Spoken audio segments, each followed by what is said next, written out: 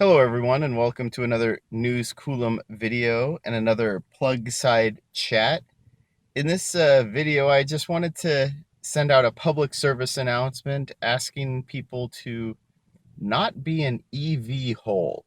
Now, for those of you who don't know the term EV hole, it's sort of a play off of the ICE hole, where an internal combustion engine vehicle owner will park at an EV charging spot and block an electric vehicle owner from being able to charge there. So, that's pretty bad. You can say that someone driving an internal combustion engine vehicle is just being inconsiderate, rude, whatever, by blocking an electric vehicle owner from being able to access a charging station.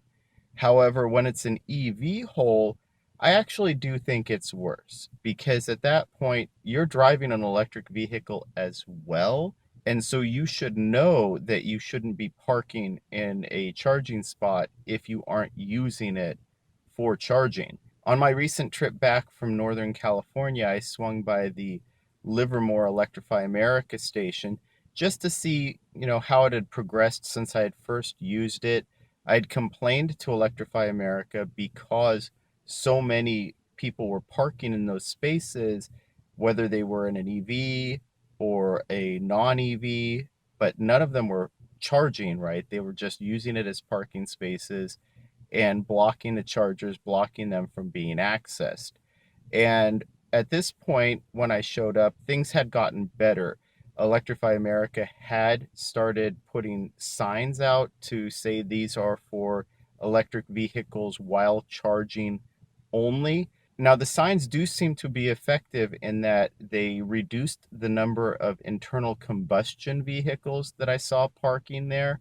However, it didn't seem to dissuade people driving electric vehicles from parking there when they were unable to use the chargers and had no interest in using them. For me, it's not just whether the car is compatible with the charger, it's whether you actually intended on charging or intend on charging. I sort of give a soft pass to extended range EV owners or plug-in hybrid electric owners where technically they never need to plug in and charge. But if running on electricity is your preference, well, then you should be able to just be aware that if the situation were reversed, you would still be able to drive home, but an EV driver, a pure battery electric EV driver, wouldn't be if they couldn't access that charger. So that's just something to be aware of as a plug-in hybrid owner.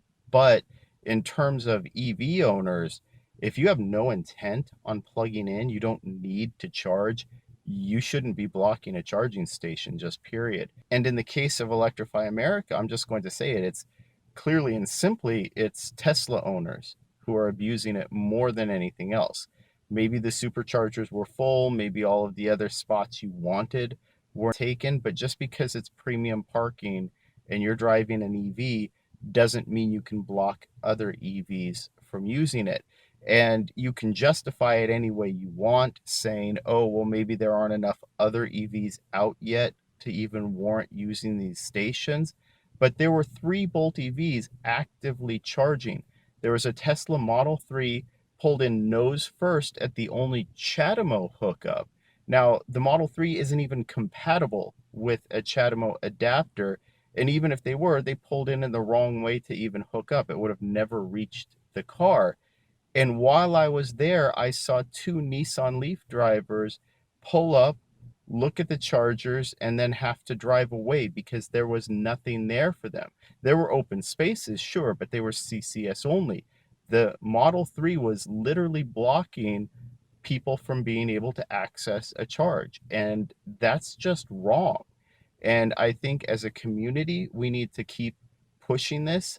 I see all sorts of stories about how Tesla superchargers are blocked and they're being iced and targeted by ICEholes, but you never see other EV owners blocking superchargers, not in the same way that I see Tesla owners blocking public charging stations that they either can't use or have no intention of using. So, consider this a PSA, but we really need to push back on this because as people who are driving non-Teslas, we can't have our charging infrastructure being blocked by other EV owners just because it's convenient for them and they have their other charging network that they can use at their own convenience and never have to worry about another EV owner using it. So I'd love to hear what you think. Have you been blocked by other EV owners who either weren't charging or had no intention of charging?